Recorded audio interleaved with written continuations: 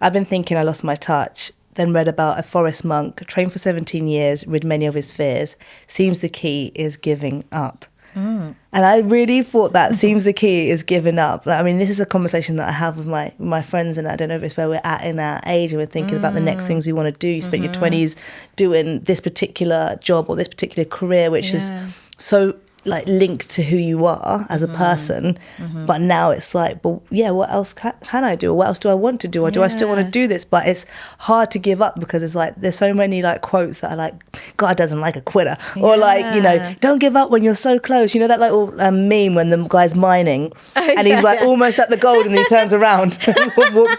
That's always in my head. Or it's like, you know, never give up.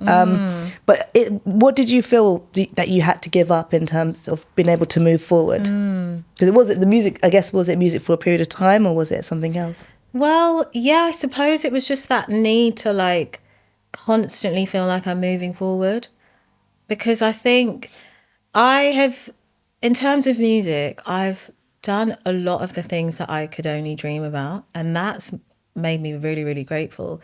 But it's also, I've also got this like self-inflicted pressure around that I just feel like it has to constantly be like onwards and upwards.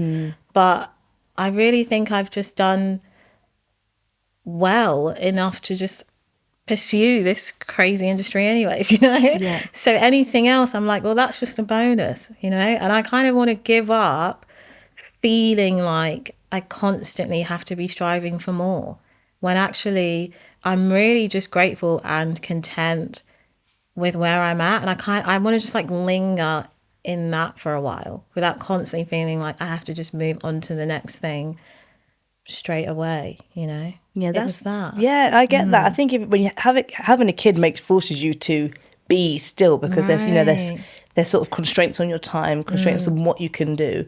And I always think like Instagram is like the thief of joy, because you could be feeling, you know, I'm good, man, like I'm happy where I am. Yeah. And then you go, like for me as a DJ, you go online and then you see someone post like 200 dates all over summer. You're like, oh man, I'm not doing enough. Oh gosh. Yeah. You know, and then, but it's like, but I was actually cool with what I had. Exactly.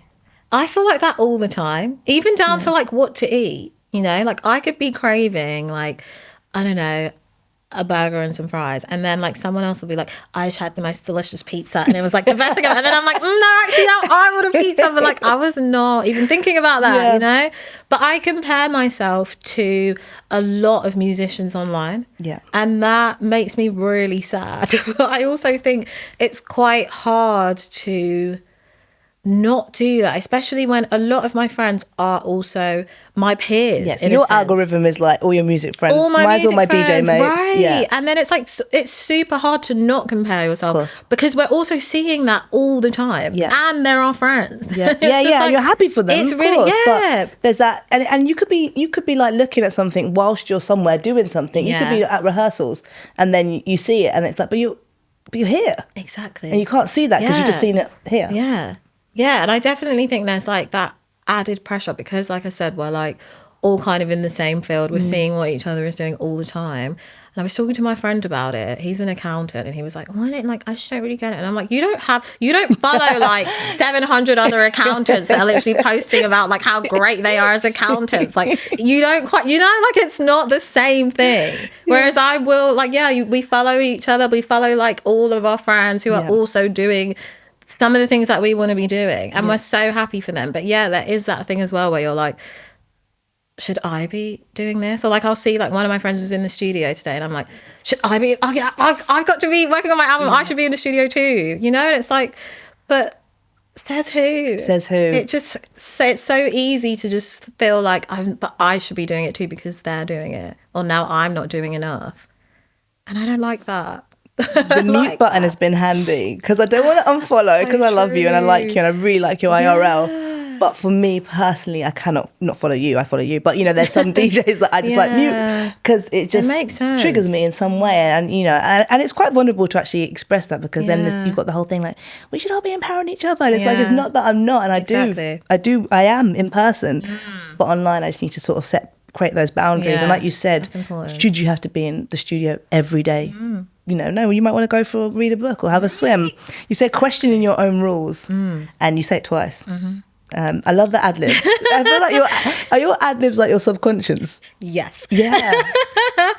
That's the thing. I really, really wanted that line. I needed to repeat that because I just think we don't question things enough. Sometimes we just believe every thought. Or we think something and we're like, that must be true. But we've never, well, for me, let me speak from the I space. I don't challenge my thinking enough. And I think because, like, for instance, because I'm a singer, it means I have to constantly be working on music. I have to be an extrovert. I have to be super confident. I have to work the crowd all the time. That's what I believe I should be doing as a singer. But it's like, have I ever questioned that and been like, but who are you as a person? And can the two gel? Can the two mesh? Can you actually challenge what you think a singer should be and actually just think, this is how I am? And I also happen to be a singer, so it must be right. Yeah. You know, I don't think these things enough. And so reading that book, I guess it just made me think about how I like portray myself or how I think of myself on a daily basis and how some of that thinking actually needs to be challenged.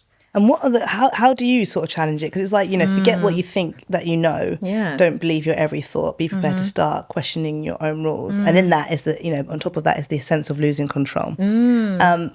It can be really hard to actually undo the thinking. It's one thing to be aware of your thoughts. It's another thing to undo it. So what sort of steps did you go to kind of undo? I did a lot of journaling where I didn't try to like restrict what I was saying in any way or writing in any way. I also just asked myself questions. I've been in therapy for a very long time as well. So like I guess it's easier for me to know when I'm bullshitting myself, to be honest, you know, and to just challenge that and to also just have these conversations with people and the people I can be vulnerable enough around.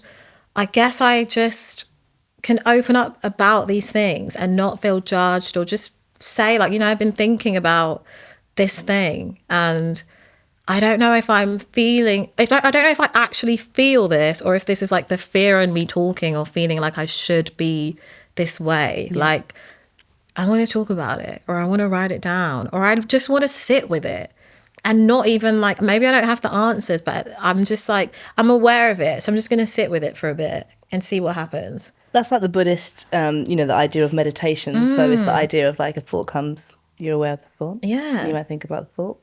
And then you kind of you let it go. Yeah. Journaling is and the subconscious journaling. You know, sort of like the sort of 3 pages, just sort of scribbling. That's sort of come up quite a lot. If some people journal like as in what's happened to them, and some people do the sort of like freehand writing. And I found that whenever I've done like freehand writing, like it's like example. Yeah. I went to something the other day, and I was like, I don't think, you know, you just think someone doesn't like you. You just like, I don't think, you know. Yeah. And it kind of chimed with me. Like I was like, why? I want you to like me.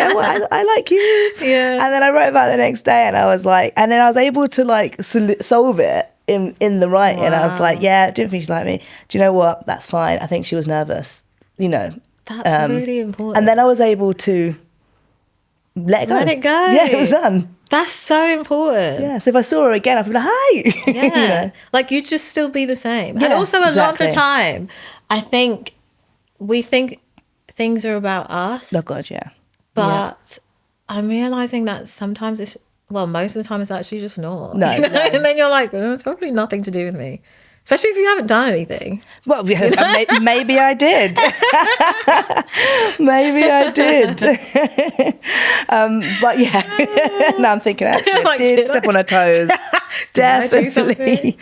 I wanted to, I love the opening line. I'm going to jump back. I'm just going to move around because there's so many sort of great moments in this song. But this idea of like losing your touch, what does that feel like, you know, as a creative?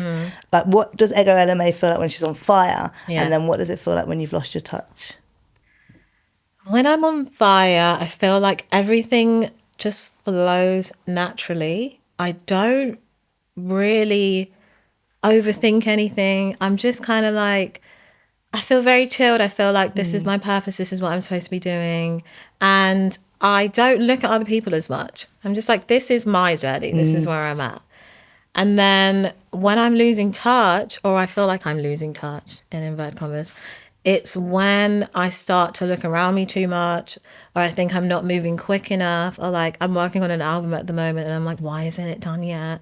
It's a much different process to the first one. Does this mean I shouldn't be doing it? You know, I start to just overthink a lot of things. And yeah, that's when I feel like I'm out of touch.